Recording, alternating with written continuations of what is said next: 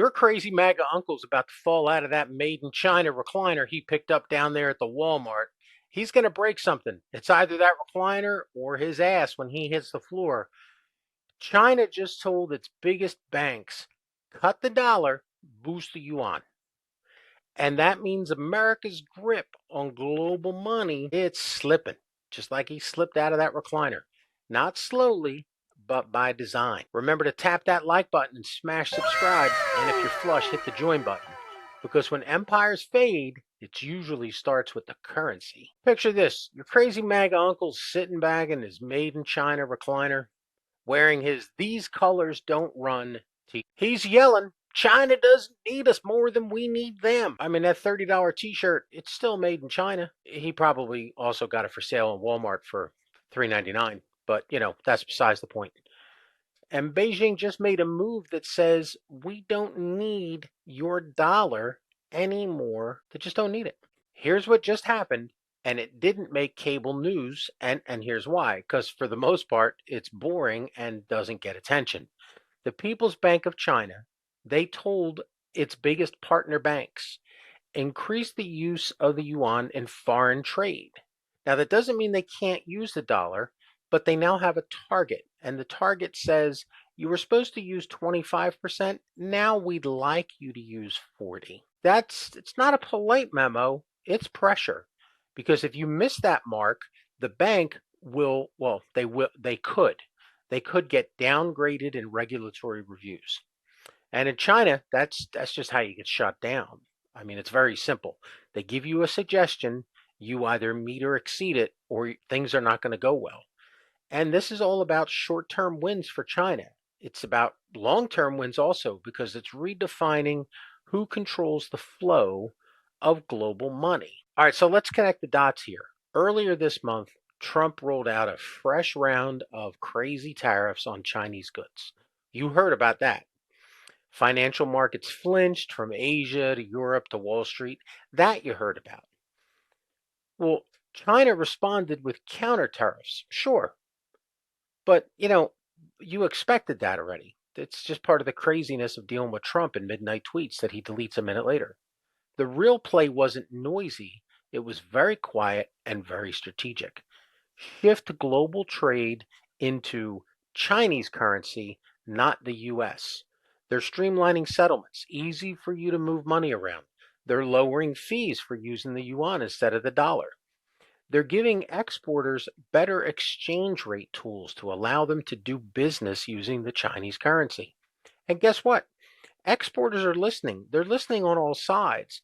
They're dumping stored US dollars and they're switching to the yuan. But here's the other reason they're doing it. It's better for their business. It's better today for exchange rates and fees. It's better long term. And it's less midnight crazy tweets that they want to get away from, because that is not good for business. All right, let's talk scale. In 2024, China traded over $6.1 trillion worth of goods. That's not small change, and 30% of that was already in the yuan. So that now they want 40% fast, and they're going to do it. They've got their own payment system, CIPS. It's booming. It's successful. It was well written. Last year alone, they processed 175 trillion yuan, a 40% jump. And this is across Asia, Africa, and the Middle East, where more countries are signing up to do business with China, and they're also signing up to do business as part of the BRICS system. Traders are just skipping the dollar entirely. Why should you bother if you're going to deal only with China and the US isn't involved? So this is going from Singapore to Egypt, all over the world. These businesses are cutting deals in yuan, they're cutting them in euros, anything but US greenbacks. Because why should they? Have you heard of BRICS? Now, let's assume you haven't. We'll take a 30-second rundown here. It's not a think tank, it's a real threat to the US dollar. BRICS: Brazil, Russia, India, China, South Africa. Oh my God, all names you've heard in the news in the last few days. They've added more countries since they started. Iran, Saudi Arabia, Argentina, Egypt.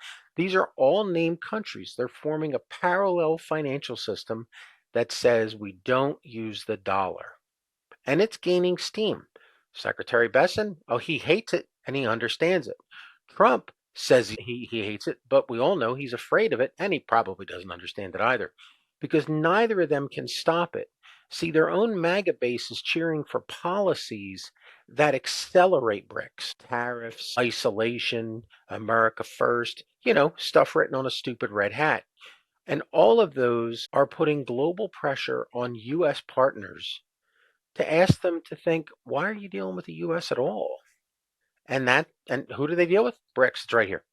They're ready. They're offering loans. They're helping to build infrastructure projects. They're doing currency swaps. No Washington strings attached. Like Doge and USAID harming people around the world.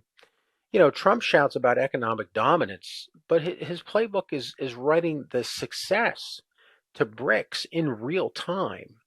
Everything that MAGA and Project 2025 and Trump has been screaming for, all of that helps other countries, not us. Even Wall Street insiders are nervous. Stephen Jens, a former IMF guy, again, just a name drop, but he just did a quote talking about that there's a $2.5 trillion reserve of U.S. currency. That could just disappear around the world as these countries just shift away. These people will stop stabilizing on the dollar, they'll stop storing it, they'll stop using it, and it's not going to be small. He called it an avalanche. And he said that it's already rolling. The question isn't whether the dollar disappears overnight. The question is, when are other countries going to stop using it as their default? Because once they stop using it as their default, then they have no need of us. And when the world trades in something else, America loses its biggest secret weapon. Prior to Trump, it was credibility, but it's leverage. So the chance to leverage the dollar, hold back the dollar, change dollar interest rates, give you more dollars. So back to your crazy MAGA uncle, still sitting in that recliner, still yelling about strength. But here's the truth. Economic power isn't about noise.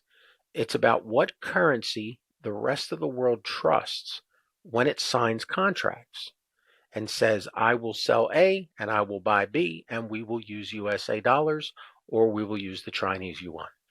And when the world stops using your money, they stop needing your permission to do anything.